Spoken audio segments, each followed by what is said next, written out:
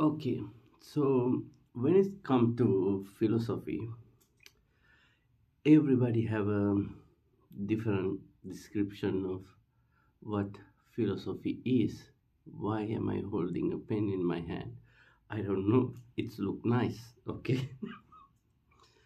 So, in order to talk about what is philosophy to me personally, now let me tell you. I think philosophy is always personal. The philosophy is kind of like, it's like your favorite movie, you know, it's like your favorite singer or a writer or, your favorite type of anime or even your favorite video game. Philosophy is like that. And another thing with philosophy is this all is my personal opinion. By the way, I know nobody really give a fuck about my personal opinion, but I'm gonna say it anyway. Okay, where did I stop? Yes, philosophy. I strongly believe that you don't choose a philosophy or you don't choose what you like. Okay, especially when it's come to philosophy, it's just attract to you. So first of all, let me tell you, like I said earlier, philosophy.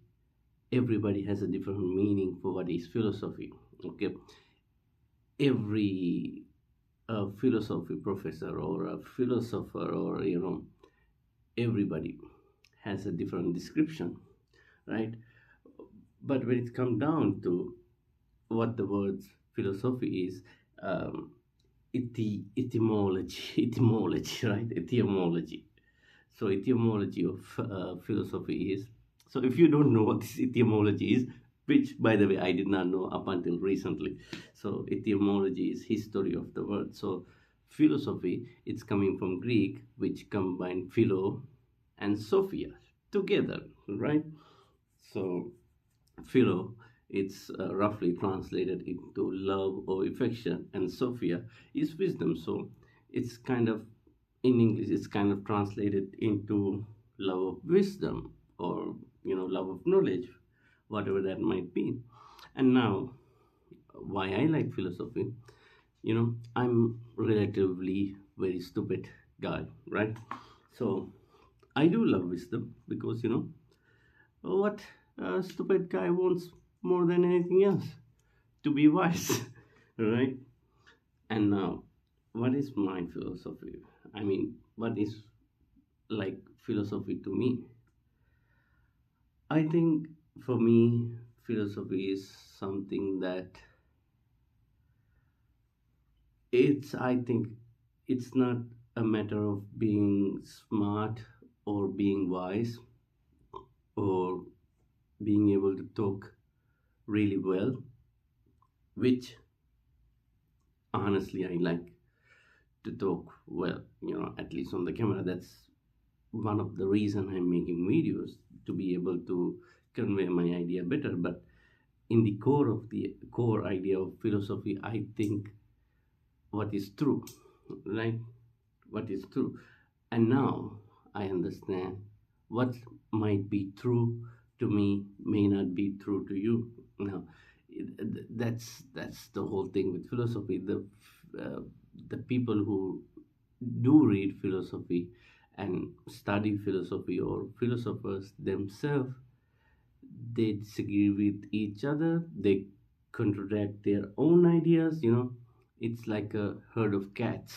You cannot really control them. You cannot make like a political movement with philosophy or philosophers, right? Even in the stoicism, there are many different types of stoics. Even with existentialism, there are different type of existentialism. To me personally, I think philosophy is something to rather know, what is true, than to know, to just to be smart or to be wise, right? I think philosophy is to know what is true. And the truth I found out was that, you know at the end of the road, like, this might be a very dark way of viewing the life, but I think the end of the life, or in a sense, end of the road, you realize what's at the end of the road, which I'm not going to say what at the end of the road, okay, because it's personal for me.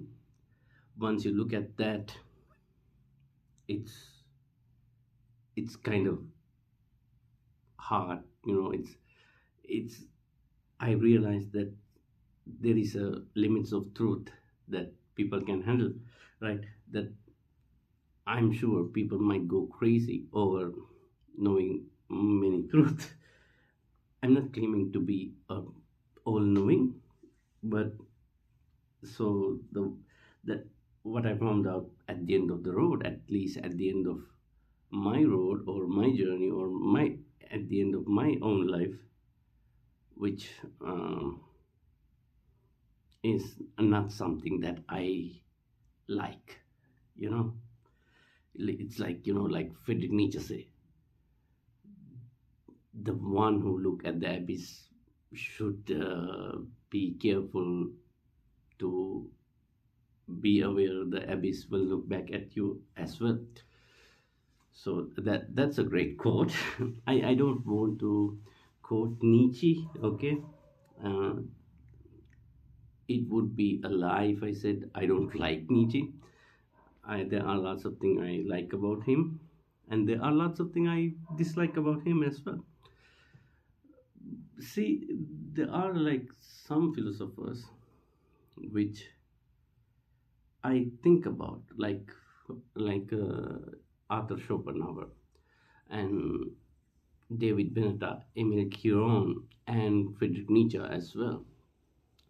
See, the thing is, for me, it's I I come to realization of this life or this whole being living in thing with my own life, right? My life is not that great, right? But it is hard for me to comprehend the fact that people who had somewhat better life than me came to similar conclusion, right? Now, don't get me wrong. I wouldn't even dream to replace my life with Schopenhauer. I wouldn't change my shoes with him, with Schopenhauer, or with Emil Cioran, or with even Friedrich Nietzsche.